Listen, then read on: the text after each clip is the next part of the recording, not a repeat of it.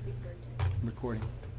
So the first thing that you want to understand is, I think I told you this yesterday, but if I was going to design a letter for my name, I'm not going to try to do it myself unless I have a very specific font idea and you've already had experience in creating fonts, or you're a really good artist, you consider yourself a really good artist, then maybe do it. But look at this J, that's pretty awful.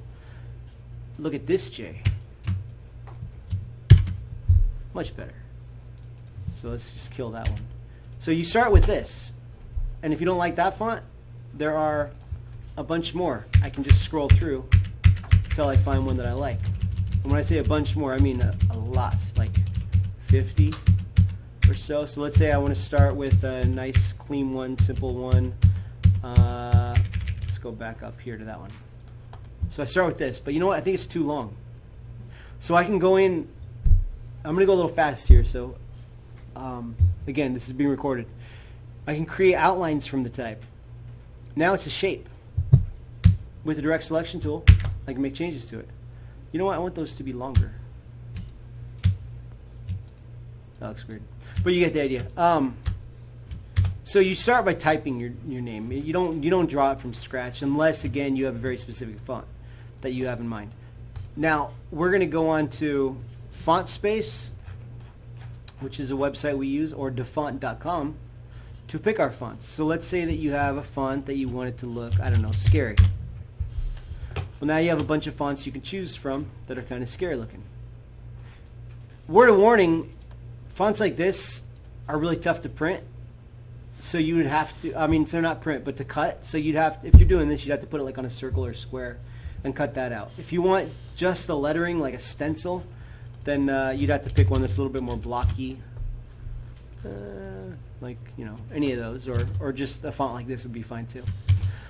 So that's how you're going to choose your fonts. Now, colors we're not going to worry too much about just yet because you're going to learn all about colors next week, probably on Monday. But if you want to just start throwing some colors on there to get an idea, that's fine. Just know that you're not going to keep that color. Let's say that I got a lot of crazy ideas on here from, I just downloaded this. These aren't mine. But let's say that you want to do this little pill capsule right there. This is the wrong way to do it. Draw, draw, draw, draw. You don't want to do that because you want to break this down into shapes. So if I was creating this, I would get a rectangle. Now you see these little dots up here? If you pull them in, it smooths out the edges. You can make corners into clean circles. So I just created that shape without having to do hardly any work at all. Now how do I get that little curve right there? Could I use the pen tool? Sure. But I wouldn't. I'd grab a circle. I'd throw it right here. Circles are used all the time by designers. And then I would, get it in line, get it the size that I want, and go with something like that. Using the shape builder tool, I can just delete this section. And I'm left with that shape. You can see right there. If I were to do, let's say, these little things, you can barely see them, but they look kind of like fingernails or moons. Take a circle, make a copy with Alt, make another circle. Maybe I'll make this one bigger. Select them both, shape builder. Boom, done. Let's say that I've had some students doing stuff like this today. So you got a rectangle, and you got another rectangle, and you want them to be like crosses. Well, if you hold down Shift, when you rotate it, you'll get exactly a 45-degree angle. Now I'm going to use Alt arrow key to make a copy, not coffee, although coffee sounds good. And then I'm going to arrow key back. I now have one right on top of the other. Hold down Shift, and now you have a cross. But I don't want those lines at the end. Well, direct select them and delete them. I had students doing this today.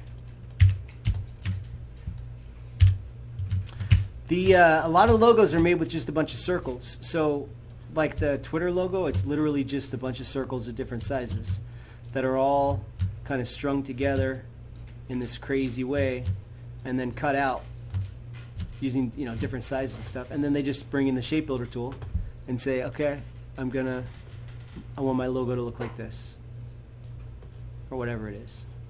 The shape builder tool is your friend. Circles are your friend. Squares are your friend on this today. If you're wanting to create something that, like your own custom font, if you are going to do that, and let's say you're going to make a J that looks like, I don't know, this, really edgy. Well, in order to make this look good, make sure everything lines up. Get the direct selection tool out. Make sure that these little lines right here are exactly the same length.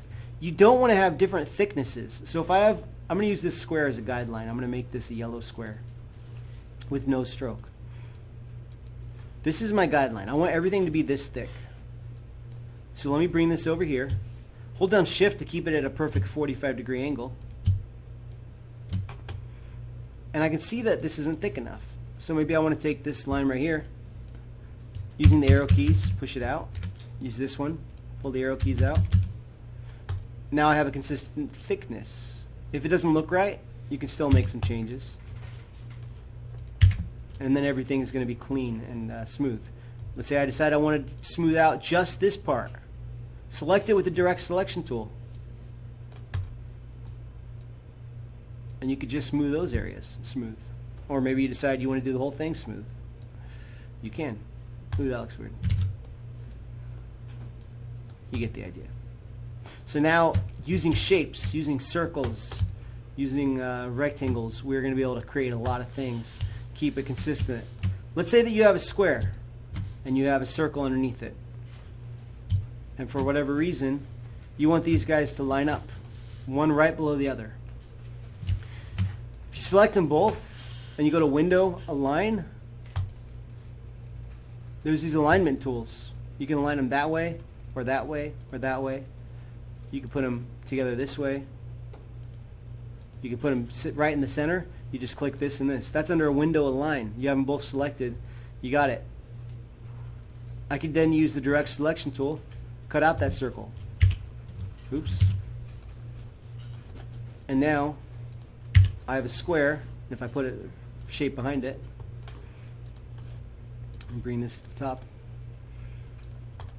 you can see that this square now has a hole in it. That's again the direct selection tool, the selection tool, shape builder. If I want to combine these two, again, shape builder. Boom, now this thing is all part of, now this is all part of one object. You can delete that section with the shape builder tool. Delete it, it's gone. Now you have this object. So rather than trying to draw everything from scratch, you got to try to use shapes today.